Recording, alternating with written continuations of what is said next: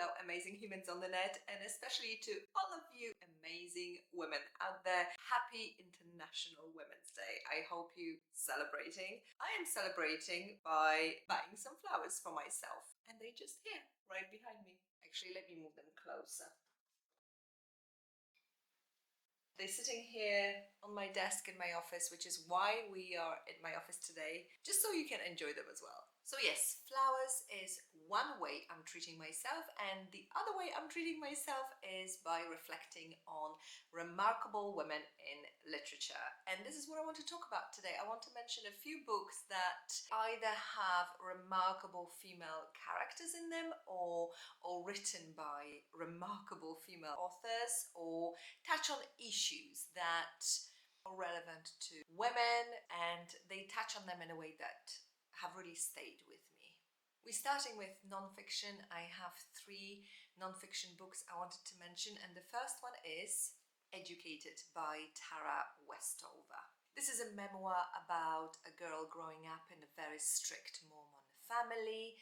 Her father has a very tight grip and tight control over the family. He is a conspiracy theorist, so he rejects medicine, he rejects public school system, and he moves the whole family into the mountains where they live in this isolation. And not surprisingly, Tara is experiencing lots of pain and instability in her childhood, and also abuse. The writing in this is so immersive that you feel it all, but you also feel all the little and all the bigger triumphs that Tara is experiencing, including putting herself eventually through education and pulling herself out of despair and out of the influences of her family. Even if this book wasn't based on real life, it would still be extremely gripping because of its writing. But of course, because it's based on real life, it's even more immersive and pulls you in completely into this reading experience that you just don't want to stop. I most of the time find memoirs a little bit slower to read than novels, but not this one. This is a page turner, and actually I would recommend it to anyone who is experiencing a reading slump, because this will definitely get you out of it. Remarkable woman and remarkable memoir. The second book I want to talk about is The Moment of Lift by Melinda French Gates. I don't have a physical copy because I read it on Kindle, despite actually seeing a physical copy in a second-hand bookstore some time ago, but I didn't pick it up at the time. I don't know why. I was skeptical about it, but I am so glad that I've read it, and I think this is a perfect book to mention today. Let me tell you something. For this book, you'll definitely need a box of tissues handy, because this book contains several real-life stories which come from Melinda's years as the driving force behind the Gates Foundation, which is the non-profit organization dedicated to fighting poverty, diseases, and inequality in the world. I'm sure you have heard of it. And so as she traveled around the world to investigate those issues and help find solutions, she have come across many people and many stories that are frankly absolutely heartbreaking. This book is full of empathy and also vulnerability. Melinda talks about her own experience. She openly acknowledges her privilege in this book, which is very much appreciated. And the book is also full of openness. Melinda's very honest about the fact that the foundation and she herself had to change the direction and change their minds about certain issues, because often they would begin with a goal in mind, for example, to reduce poverty in a particular area of the world, but they would, for example, realize that the issue lay in systematic inequality. And so, in fact, to help resolve the issue, they had to go to the root cause and help empower and uplift the most marginalized groups, which most often than not were women. I loved how in this book you have some very complex concepts explained in a very simplified way. There is one section where we explore the concept of hierarchy and exclusion, and Melinda talks about three groups in society. We have those who make others outsiders, we have those who are made outsiders, and we also have those who watch but do nothing. This really resonates, right? Because most of us will remember going to school and having some kind of experience with a bully. And there's a great quote in that book about this whole outsider concept. Let me just grab my notes. Every society says its outsiders are the problem, but the outsiders are not the problem. The urge to create outsiders is the problem. Overcoming that urge is our greatest challenge and our greatest promise. So yes, deeply provoking book written with an immense sense of empathy, and I think absolutely everyone in the world should read it. There is one more non-fiction book I wanted to mention, and that is Untamed by Glennon Doyle.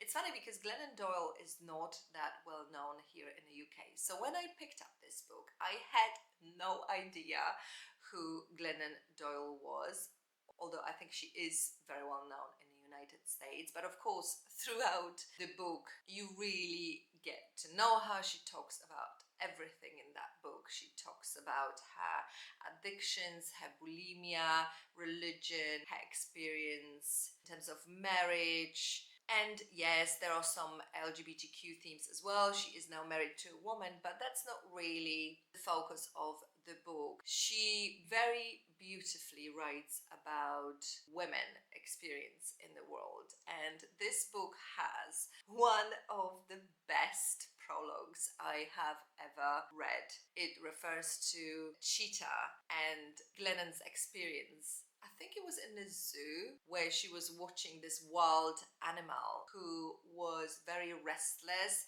and who was just copying actions of a less powerful animal. And Glennon very beautifully compares women to cheetahs, as in we have lost this being in touch with our inner instincts and with our inner power, because we live in a world, in a society where there are so many rules that have been created by other people than women. And Glennon Doyle believes that there is a very much this deadly power of that cheetah that exists in every woman's potential. There's no way I can do justice this book, describing it with my own words. I promise you, once you start reading it, you will not be able to stop, and you will find many things that will resonate with your experience if you're a woman. And I highly recommend it. If you haven't read it yet, please go seek it out, and yeah, you can thank me later. And we're moving on to the fiction, and first I have a short story collection titled Standing Her Ground, Classic Short Stories by Trailblazing Women, edited by Harriet Sanders. There are 9 stories in there by very well-known women authors, and I got this book because I wanted to include a Macmillan edition book in my video on classic book publications, which I'm preparing. I think it's called Macmillan Collector's Library, and as you can see, it's very tiny. I had no idea how small this book will be, which I'm not crazy about, although maybe you will appreciate it because you can very easily put it into any handbag you have and carry it with you. But the stories themselves are fantastic. Let me read the authors and the titles very quickly, because there are just 9 of them. So you've got names such as Mary Shelley with the story titled The Mortal Immortal. You have Elizabeth Gaskell, The Manchester Marriage, Kate Chopin, A Pair of Silk Stockings. Then you have a story called Sister Josepha by Alice Dunbar Nelson. You also have the other 2 by Edith Wharton. You have Willa Cather's Paul's Case, A Study in Temperament. Virginia Woolf and her story A Society.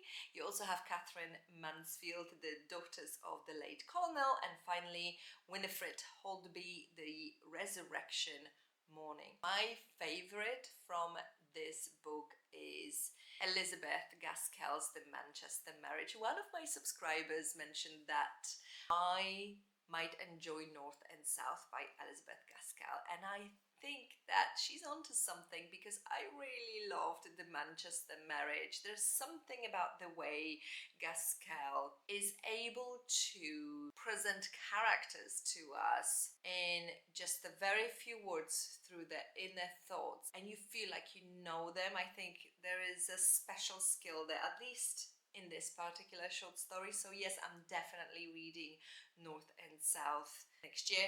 I also very much enjoyed Virginia Woolf's Society. Very clever piece. And in terms of discoveries, my one other favorite was Catherine Mansfield with her story titled The Daughters of the Late Colonel. So well done, and just the right level amusing for the type of story that it was. So yes, I'll definitely be reading these authors. And now on to the novels. First one up is The Secret Life of Bees.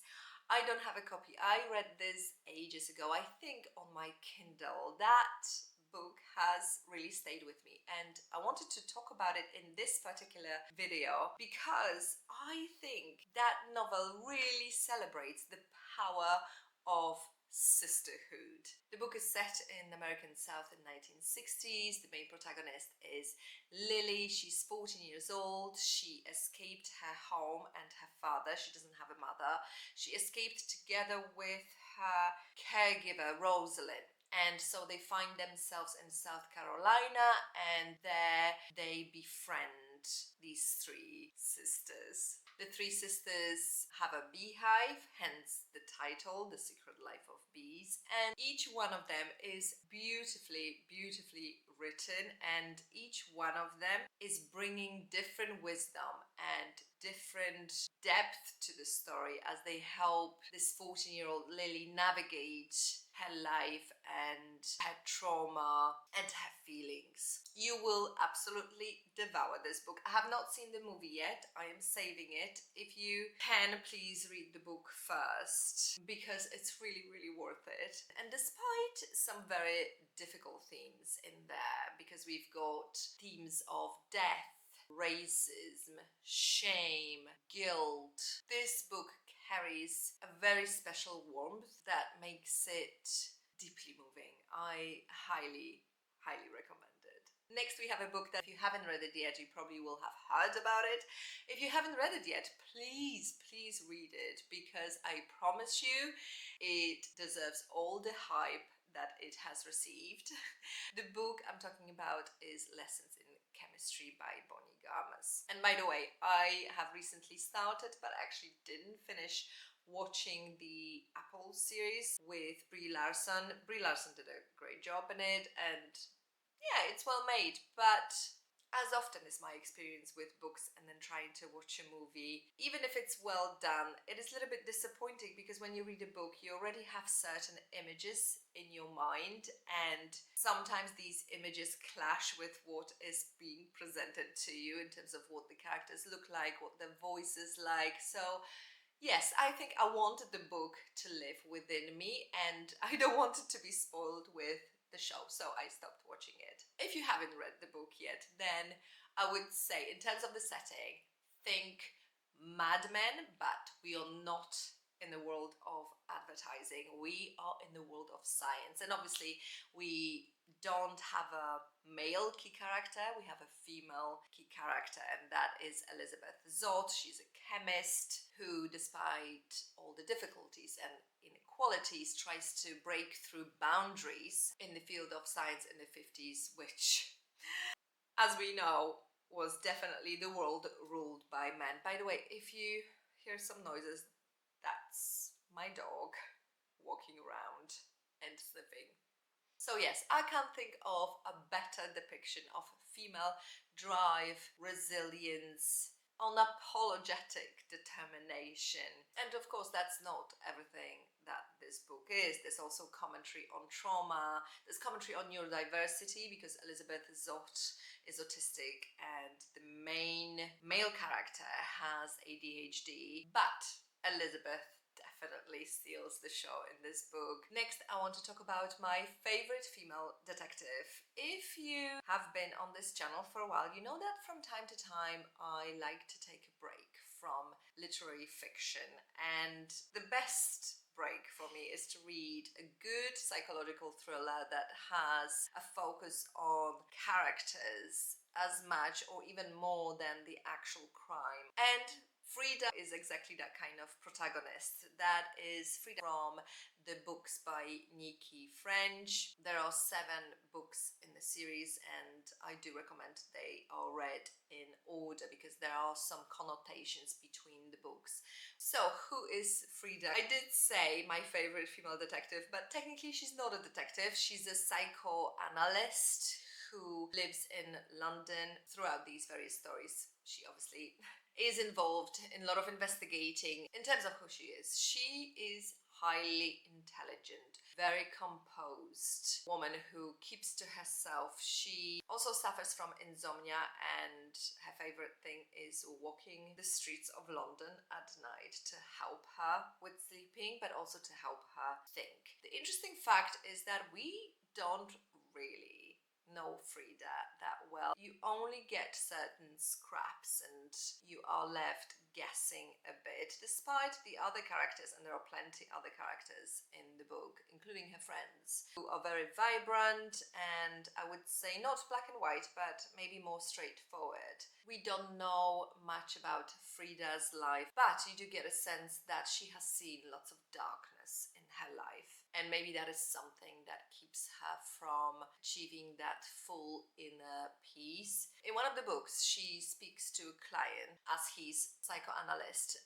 This client witnessed violence and he tells her that he wished he would forget the whole episode and erase it from his memory, to which she replies that he will never forget it. This experience will always be a part of him, and actually that's a good thing. This is us being humans, this is part of life, and instead of fighting it, we need to embrace it. So she is deeply attuned to the darker side of the human psyche, and of course each book revolves around different crime, and Frieda is this kind of a glue that holds the series together. But like with most Nicci French's books, by the end of reading each book, you almost not as much interested in who did it as in the characters, and you want them to be okay and you want to see what will happen to them. This is a real testament to exquisite character development that Nicci French can pull off. And I mentioned Frieda's friends. So we begin with her as a very much a loner, but as the series continues, she slowly forms this very unconventional circle of friends, including a Ukrainian builder whom she meets literally by him falling through her roof. And so she's got this pull where people are drawn to her. She's the kind of person that you know she has integrity, but at the same time she doesn't have the need to be around other people so much. It's hard to explain, but I absolutely loved her and I want Frieda to be my friend because I know if I'm in trouble she's gonna solve all my problems. If you into psychological thrillers with some depth, with strong key female character, then this is it.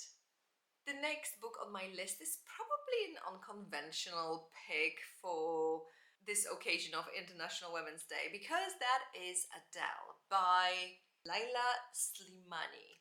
I hope I'm pronouncing it right. There's a reason why I picked this book. I'll explain it in a minute, but let me start by saying that nothing in this book is designed to be reader pleasing. Let's just say you're not meant to like the main character, you're not even meant to be able to relate to her, you're not meant to get any answers, and yet this is like a car crush that you just can't look away from. Once you start reading it, you can't stop. We've got the main protagonist, Adele, who lives in Paris. She lives this very comfortable life. She has a husband who's a surgeon.